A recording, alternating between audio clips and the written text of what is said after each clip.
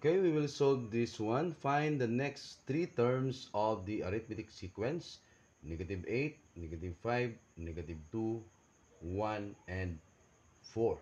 Okay, so ang hinihingi dito ay kunin natin yung or hanapin natin yung next three terms. Okay? So, yung 6th term kasi 1, 2, 3, 4, 5. So, hanapin natin yung 6th term, 7, at saka yung 8th term. Okay? Pang 8. So, a sub 6, a sub 7, and a sub 8. So, this is the formula of finding the nth term of the arithmetic sequence.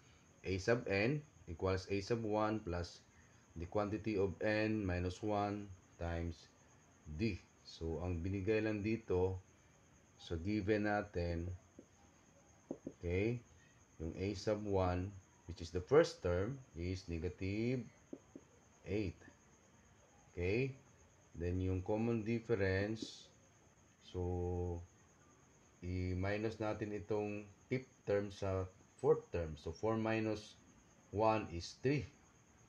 At saka si 1 minus -2 is 3. So, therefore, yung common difference is 3. Okay, dito si -5, i-minus natin yan kay -8, that is 3. So, yung common difference is 3. Okay, so we will solve for a sub 6. Yung value ng ating a sub 1 is -8.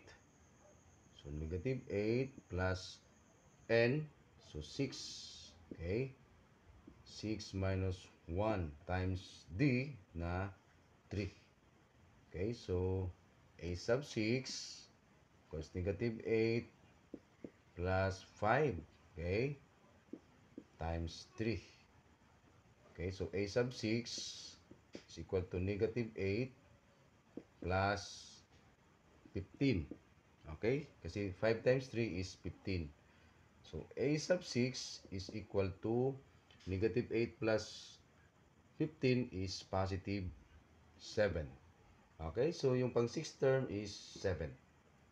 Then, yung 7th term, so a sub 7, okay, equals a sub 1, -8 pa rin yan.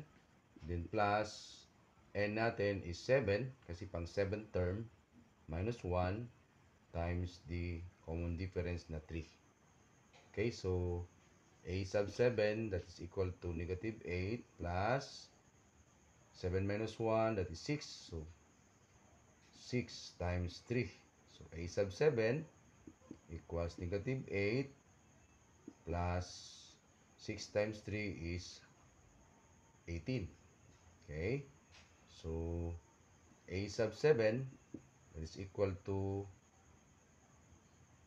positive 10.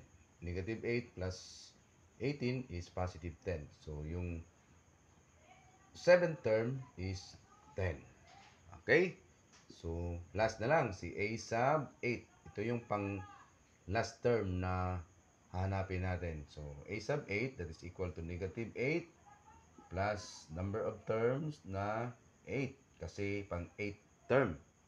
Okay? Minus 1 times common difference na 3.